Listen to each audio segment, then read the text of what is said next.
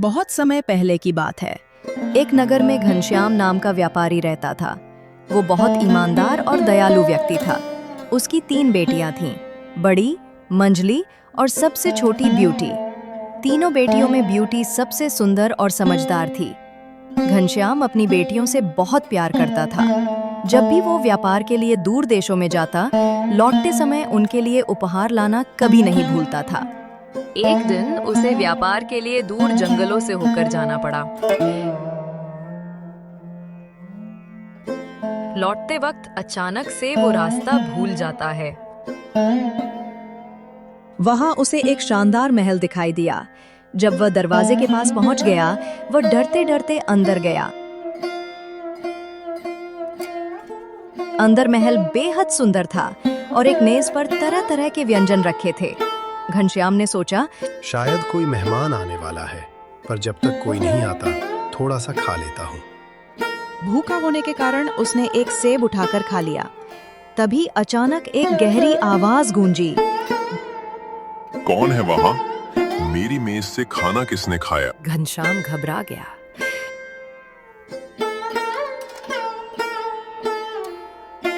कौन है वहाँ? मेरी मेज से खाना किसने खाया? मैं हूँ।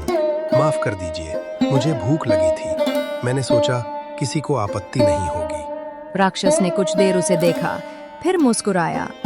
डरो मत, तुम मेरे मेहमान हो।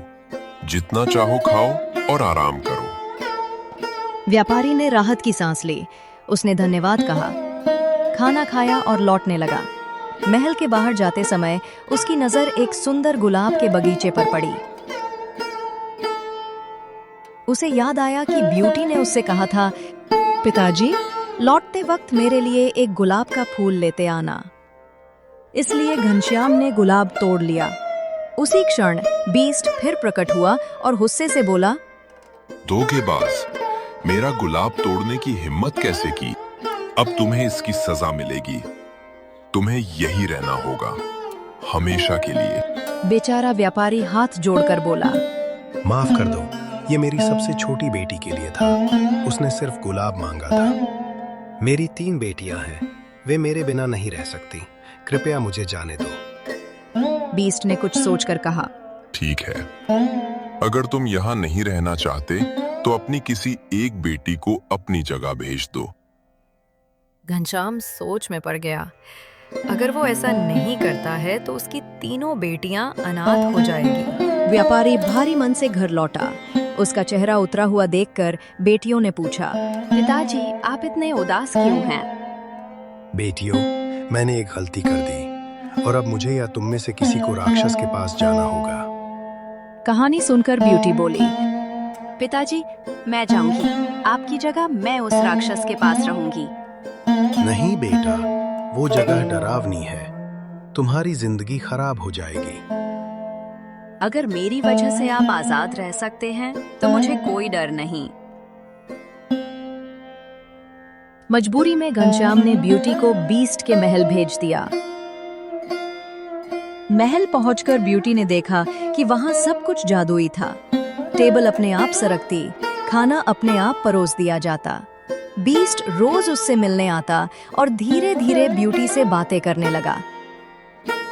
क्या तुम यहाँ खुश हो? हाँ बीस्ट, आप वैसे डरावने नहीं हैं जैसे दिखते हैं। धीरे धीरे दोनों के बीच दोस्ती हो गई। कुछ समय बाद बीस्ट ने हिम्मत जुटाकर कहा, ब्यूटी, क्या तुम मुझसे शादी करोगी?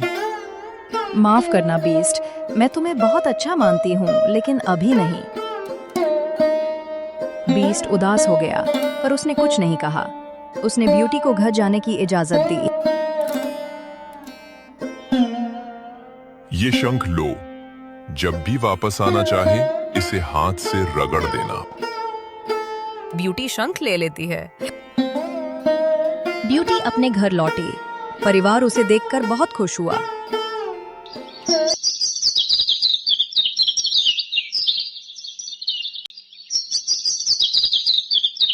कुछ हफ्तों बाद ब्यूटी को बार बार बीस्ट की याद आने लगी। एक रात उसने शंख पर हाथ रगड़ा और वो तुरंत महल पहुंच गई। वहां उसने देखा कि बीस्ट बीमार पड़ा है। वो उसके पास गई और बोली, बीस्ट, क्या हुआ तुम्हें? मुझे लगा तुम कभी वापस नहीं आओगी। ब्यूटी ने उसकी सेवा की और धीरे धीरे वो ठीक हो गया। अब ब्यूटी को एहसास हुआ कि उसे भी बीस्ट से प्यार हो गया है। एक दिन बीस्ट ने फिर पूछा, क्या अब तुम मुझसे शादी करोगी ब्यूटी? हाँ बीस्ट, क्योंकि अब मैं तुम्हारे दिल को जान चुकी हूँ। जैसे ही उसने ये कहा, अचानक एक चमकदार रोशनी फैली। बीस्ट की जगह एक सुंदर राजकुमार खड़ा था। ब्यूटी, मैं एक श्राप से राक्षस बन गया था। तुम्हारे सच्चे प्यार ने मुझे आजाद कर दिया। अब दोनों खुशी खुशी रहने लगे और ब्यूटी ने अपने परिवार को भी वहीं बुला लिया था। अब सारे एक साथ रहने लगे।